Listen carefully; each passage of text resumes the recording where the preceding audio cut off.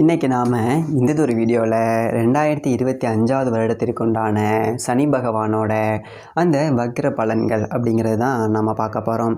அது என்ன ஜோசியரே, சனி பகவானுடைய வக்ர பலன்கள், சனி பெயர்ச்சி பலன்கள் அப்படிங்கிறது தான் நீங்கள் சொல்லிட்டீங்களே, இதில் என்ன தனியாக வக்ர பலன்கள், இது ரொம்ப அவசியமா அப்படின்னு சொல்லிட்டு நீங்கள் கேட்கலாம். அதாவது கிரகங்கள்லேயே ரொம்ப மெதுவாக நகரக்கூடிய ஒரு கிரகம் அப்படின்னா அது சனி பகவான் தான். ஒரு ராசியிலேருந்து இன்னொரு ராசிக்கு போகிறதுக்கு 2.5 வருஷம் எடுத்துக்கிறேன். இந்த வக்ர காலகட்டத்தில் சனி பகவான் தன்னுடைய பலத்தை இழந்து இன்னும் மெதுவாக செயல்படுவார். பின்னோக்கி போகிற மாதிரியான ஒரு அமைப்பு கிடைக்கும். ஆனால் ராசிகளை கடந்து பின்னோக்கி போக மாட்டார், தன்னுடைய இயக்கத்தை மெதுவாக்கி பின்னோக்குவார். அந்த ஒரு அடிப்படையில் இந்த 2025 வருடம் ஜூலை மாதம் 13ஆம் தேதி சனி பகவான் தன்னுடைய வக்ர காலகட்டத்தை தொடங்குறாரு. இன்னொரு முக்கியமான விஷயம், தனிப்பட்ட முறையில் ஜாதகம் பார்க்க இந்த வாரத்துக்கான அப்பாயின்மெண்ட் ஃபிக்ஸ் பண்ண சொல்லி நிறைய பேர் கேட்டிருந்தீங்க. இப்போது ரூபாய் 299 ரூபாய்க்கு தெளிவாகவும் விளக்கமாகவும் ஜாதகம் பார்த்து தரவங்க தாழ்மையான வேண்டுகோள். இந்த நம்பருக்கு ஃபோன் கால் அல்லது வாட்ஸ்அப்பில் கூட நீங்கள் கேட்டு அவங்களுடைய அப்பாயின்மெண்ட் அப்படிங்கிறத ஃபிக்ஸ் பண்ணிக்கலாம். உங்களுக்கு தேவையான அனைத்து டீட்டெயிலுமே நம்ம டீமில் இருக்கிறவங்க கொடுத்துருவாங்க. அப்பாயின்மெண்ட் டேட் மற்றும் டைம் ஃபிக்ஸ் பண்ணதற்கு பிறகு அந்த நேரத்தில் நான் உங்களுக்கு ஃபோன் கால் பண்ணி ஜாதகம் பார்த்து பலன்கள்ங்கிறது சொல்லிடுவேங்க. ஜஸ்ட்டு நீங்கள் வாட்ஸ்அப் அல்லது ஃபோன் காலில் உங்களுக்கான டவுட் அப்படிங்கிறத கிளியர் பண்ணிக்கலாம். சரிங்களா? உங்களுக்கான அப்பாயின்மெண்ட் டேட் மற்றும் டைமை ஃபிக்ஸ் பண்ணிக்கலாம். அப்புறம் நிறைய பேர் கேட்குறாங்க எவ்வளோ நேரம் ஆகும்னு சொல்லிட்டு. ஃபஸ்ட்டு நம்ம உங்களுடைய ஜாதக கட்டத்தை பார்த்துட்டு ஜனனகால பலன்கள் அப்படிங்கிறத சொல்லிவிடுவோம். அதாவது இந்த ஜாதகக்காரங்களுடைய வாழ்க்கை எப்படி இருக்கும், கேரக்டர் எப்படி இருக்கும் அப்படிங்கிறத சொல்லிவிடுவோம். அதுக்கப்புறம் கோட்சாரத்தின் அடிப்படையில் கடைசி ஒரு 2.5 வருஷம் எப்படி இருந்துச்சு, எதிர்காலம் வரக்கூடிய 2.5 வருஷம் அதெல்லாம் எப்படி இருக்கும் அப்படிங்கிறதெல்லாம் பார்த்துடலாம். அட் லாஸ்ட் பர்டிகுலராக இந்தந்த டைமில் என்னென்ன நடக்கும், இந்த டைமில் என்னென்ன நடந்துச்சு அப்படிங்கிறதெல்லாம் பார்த்துட்டு உங்களுக்கான தெளிவான விளக்கமான பலன்கள் அப்படிங்கிறத சொல்லிடுவாங்க. இதை தாண்டி உங்களுக்கு ஏதாவது சந்தேகம் இருந்துச்சு அப்படின்னா கூட நீங்கள் கேட்டுக்கலாம். ஒவ்வொரு ஜாதகத்துக்குமே 30 நிமிஷம் வரைக்கும் நம்ம எடுத்துப்போம். தெளிவாகவும் விளக்கமாகவும் பொறுமையாகவும் உங்களுக்கு நாங்கள் சொல்லிடுவோங்க.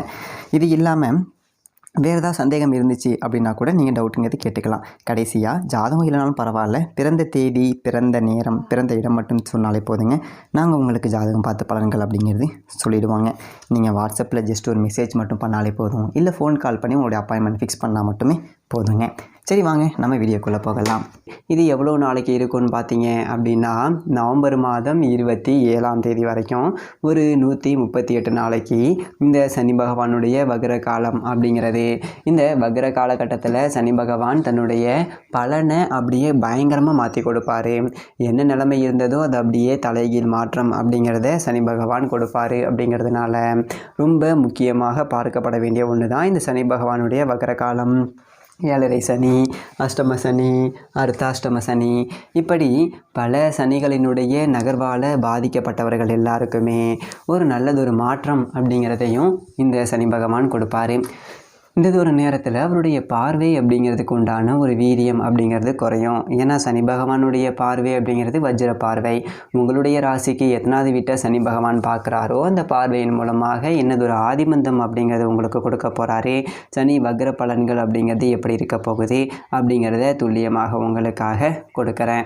கன்னி ராசி நேயர்களே, உங்களுக்கு இந்த சனி பகவானுடைய வக்ர காலம் அப்படிங்கிறது எப்படி இருக்குது அப்படின்னு சொல்லிட்டு பார்த்தீங்க அப்படின்னா, இப்போ உள்ள கிரக நிலைகள் அப்படின்னு பார்த்தோம் அப்படின்னா பெருசாக உங்களுக்கு ஒன்றும் நன்மைகள் அப்படிங்கிறத செய்யக்கூடிய ஒரு அமைப்பு அப்படிங்கிற மாதிரியெல்லாம் இல்லைங்க. அதனால் ரொம்ப படாத பாடுபட்டிருந்துருப்பீங்க. அதாவது சனி பகவான் வந்துட்டு இப்போ ராசிக்கு 7ஆவது வீட்டில் கண்டக சனியாக இருக்கிறாரு. குரு இதே நேரத்தில் 10ல் இருக்கார். குருவோடைய நிலையில் மாற்றம் இல்லை. அதே மாதிரி பார்த்தீங்க அப்படின்னா, அதாவது சனி பகவான் 7ஆவது வீடு, சப்தம சனி, களத்திர சனி, கண்ட சனி அப்படின்னு இதை நாம் சொல்லுவோம். இந்த சனி பகவான் 7ஆவது வீட்டில் இருக்கக்கூடிய நேரத்தில் நிறைய குடும்ப பிரச்சனைகள் அப்படிங்கிறது வரும். கூட்டு தொழில் அப்படிங்கிறது சிறக்காது. அதே மாதிரி கணவன் மனைவிக்குள்ள சண்டை அப்படிங்கிறது மூட்டி விட்டுருவார். நண்பர்கள் நம்பிக்கை அளிக்கிற விதத்தில் நடந்துக்க மாட்டாங்க. நண்பர்களால் நிறைய துரோகங்கள் அப்படிங்கிறது எல்லாமே உங்கள் வாழ்க்கையில் நடந்திருக்கும். இதே நேரத்தில் குரு பகவான் 10ல் இருக்காரா, ஸோ 10ல் குரு பதவியில் மாற்றம். நல்ல மாற்றமா கெட்ட மாற்றமா அப்படின்னு பார்த்தீங்க அப்படின்னா சனி இருக்கக்கூடிய இடத்தை பொறுத்து உங்களுக்கு கெட்ட மாற்றம் அப்படிங்கிறதான் வந்திருக்கும். அதாவது நிம்மதியாக ஒரு இடத்துல வேலை செஞ்சுட்டு இருந்திருப்பீங்க, சண்டை போட்டு வேலையை விட்டு வேலை வேணாம் அப்படின்னு சொல்லிட்டு வெளில வந்திருப்பீங்க. அப்படி இல்லை அப்படின்னா ஒரு சம்பள உயர்வு இல்லை, ஒரு மட்டு மரியாதை இல்லை, இருக்கிற வேலையை விட்டுட்டு இனிமேல் வேறு வேலை எங்கே தேடுறது, எங்கே போகிறது, குடும்பத்தை எப்படி ஓட்டுறது, ஒரு கடன் இருக்குது எப்படி அடைக்கிறது, என்ன பண்ணுறது ஏது பண்ணுறது அப்படின்னு இந்த கமிட்மெண்ட் எல்லாமே யோசிச்சுட்டு அப்படியே ஓட்டிக்கலாம் போ அப்படின்னு சொல்லிட்டு ஒரு இனம் புரியாத ஒரு கவலையோட விருப்பமில்லாத ஒரு வேலையை செஞ்சுக்கிட்டு இருப்பீங்க. அதே மாதிரி கூட்டு தொழிலில் கூட்டாளிகள் துரோகம் பண்ணிட்டு போயிருப்பாங்க. வேலை செய்யக்கூடிய இடத்துல டிரான்ஸ்ஃபர் சம்மந்தம் இல்லாமல் போட்டுருவாங்க. நம்ம பாட்டுக்கு வீட்டுக்கு பக்கத்தில் வேலையை பார்த்துட்டு இருந்திருப்போம், ஒரு 50 கிலோமீட்டர் தள்ளி டிரான்ஸ்ஃபர் போட்டுருவாங்க. 7 மணிக்கு தூங்கி அடித்து 8 மணிக்கு பள்ளிக்கூடத்துக்கு அனுப்பிச்சிட்டு நம்ம பாட்டுக்கு முதல்ல 9 மணிக்கு வேலைக்கு போவோம். ஆனால் இப்போது விடிய காலம் 4 மணிக்கெலாம் எழுந்திரிச்சு குளிச்சு முழுகிட்டு பஸ்ஸை பிடிச்சி ரயிலை பிடின்னு சொல்லிட்டு ஓடணும். அதே மாதிரி வேலை விட்டு 6 மணிக்கு கிளம்புனா பஸ்ஸை பிடி ரயிலை பிடி அப்படின்னு சொல்லிட்டு வரதுக்கு மணி 9 ஆயிரும். புள்ளக தூங்கி போயிடும். ஒரு அப்பா மகளுக்குள்ளே இல்லை அப்பா மகங்களுக்குள்ளே அம்மா பசங்களுக்குள்ளே இல்லை இந்த கணவன் மனைவிக்குள்ளே ஒரு பெருசாக பாசபந்தம் இல்லாத சூழ்நிலை ஏற்பட்டு வந்திருக்கும். ஆனால் இப்போ இந்த சனி பகவான் வக்ரகதி அடைகிறார். 38 நாட்களில் இந்த நிலைமை எல்லாமே நீங்கள் கொஞ்சம் சீர் பண்ணிக்கலாம். இப்போ அலுவலகத்தில் உங்களுக்கு ஒரு இடமாற்றம் அப்படின்னு வேணும்னு கேட்டிங்க அப்படின்னா இப்போ நீங்கள் வேண்டுகோள் வைக்கலாம்.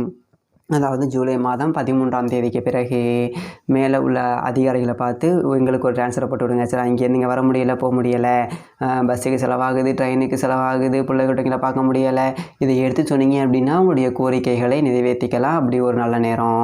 அதே மாதிரி இந்த மாதிரியான ஒரு மாற்றங்கள் நல்ல மாற்றங்களாக நீங்கள் வர வச்சுக்கிறதுக்கான ஒரு பொற்காலம்.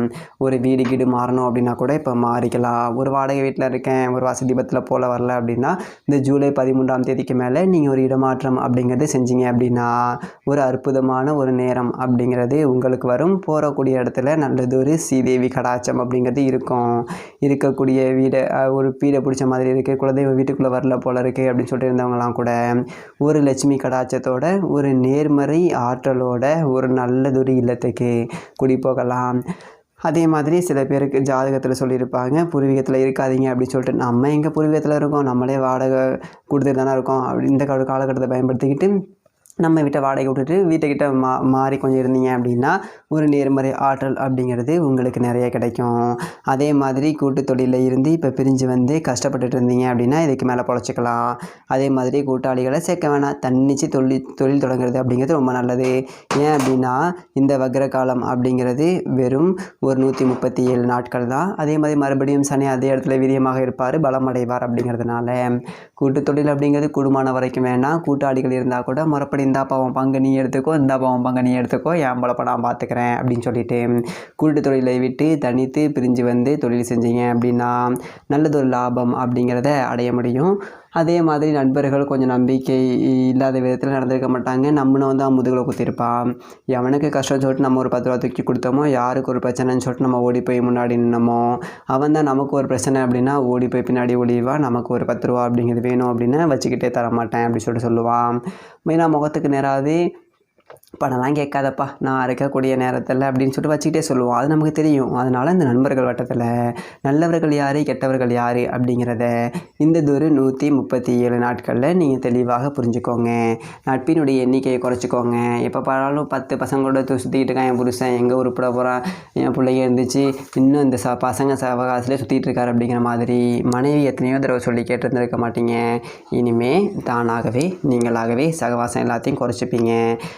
நம்ம வேலை உண்டு, நம்ம குடும்பம் உண்டு, நம்ம பிள்ளை பொண்டாட்டி உண்டு, நம்ம ஒரு 10 ரூபா பிழைக்கிற வழியை பார்ப்போம் அப்படின்னு சொல்லிட்டு ஒரு மனம் திருந்தக்கூடிய ஒரு வாய்ப்பு அப்படிங்கிறது வரும். அதே மாதிரி இந்த சனி பகவானுடைய ஒரு பார்வை அப்படிங்கிறது இருக்குங்கள்ல, இது ஒரு வஜ்ர பார்வை. நம்ம ஏற்கனவே பல தடவை நான் சொல்லியிருக்கோம். ராமாயணத்தில் இந்த பெரியதொரு பிரச்சனை அப்படிங்கிறது வரும். ராவணேஸ்வரன் நவகிரகங்களையுமே தனக்கு சாதகமாக நிலை நிறுத்துறதுக்காக சிறை பிடிச்சிருவார். அப்போது சனி பகவானை மட்டும் நேருக்கு நேர் சிறை பிடிச்சு வைக்க மாட்டார், திரும்பி பார்க்குற மாதிரி இருக்கும். ஏன்னா சனி நேராக பார்த்தா ஈஸ்வர பட்டம் பெற்ற ராவணேஸ்வரனுக்கே அந்த சனியினுடைய பார்வையால் பாதிப்பு அப்படிங்கிறதுனால சனி பகவானுக்கு பயந்து தான் அவர் அப்படி நிற்பார். அப்படிப்பட்ட சனியினுடைய வஜ்ர பார்வை அப்படிங்கிறது ராசிக்கு 9வது வீடு, 1வது வீடு, ராசிக்கு 4வது வீடு, இந்த வீட்டெல்லாம் விழுகுது.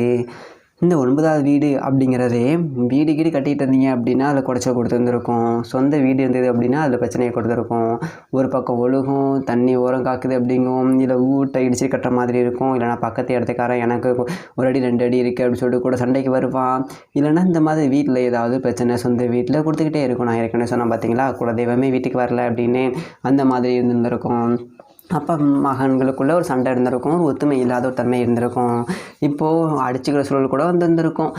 அது எல்லாம் கொடுத்துருப்பாரு. இதுக்கு மேலே சரி கட்டி விட்டுருவார். அதனால தான் நான் வீட்டை மாற்றணுன்னா மாற்றிக்கோங்க அப்படின்னு சொல்லிட்டேன். தந்தை மகனுக்குள்ள ஒரு உறவு அப்படிங்கிறது விரிசல் எல்லாமே இந்த ஒரு காலகட்டத்தில் சரியாகி, சரி நம்ம பிள்ளை தானே தெரியாமல் பண்ணிட்டான், சரி இப்போ நம்ம அப்பா தானே ஏதோ தெரியாமல் பண்ணிட்டாரு அப்படிங்கிற மாதிரி ஒன்றுக்கு சமாதானம் ஆகிக்கலாம்.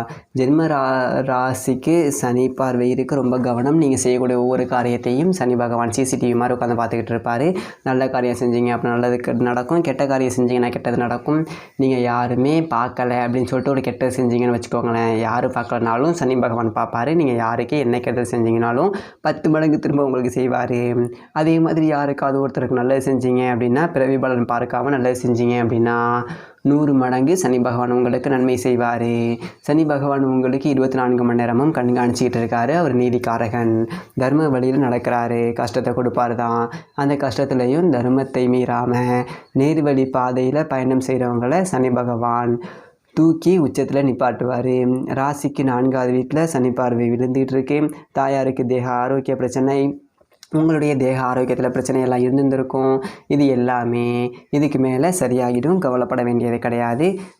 அப்படியே ஒரு அற்புதமான ஏதோ ஒரு வகையில் கொஞ்சம் பணம் அப்படிங்கிறது கிடச்சிடும். ஒரு 50,000 செலவு பண்ணி ஆப்ரேஷன், ஒரு லட்சம் செலவு பண்ணி ஆப்ரேஷன் அப்படி இல்லாமல் ஒரு 500,000 மருந்து மாத்திரையிலேயே மருத்துவ செலவுகள்லாம் குணமாகிடும். கவலைப்படாதீங்க. சனி பகவானுடைய வக்ர காலம் 137 நாட்களில் உங்களுடைய வாழ்க்கையில் நேர்வழி பயணம் அப்படிங்கிறத மட்டும் நீங்கள் செஞ்சிட்டிங்க அப்படின்னா போதும். சனி பகவான் வாரி கொடுத்துருவார். எதற்கும் கவலைப்படாதீங்க, எல்லாம் நல்லதாகவே நடக்கும். நன்றி, வணக்கம். மேலும் தனிப்பட்ட முறையில் ஜாதகம் பார்க்கணும் அப்படின்னா கீழே இருக்க நம்பரை கான்டாக்ட் பண்ணுங்கள். தெளிவாக விளக்கமாகவும் பொறுமையாகவும் ஜாதகம் பார்த்து பலன்கள் அப்படிங்கிறத சொல்கிறோம். தேங்க்யூ.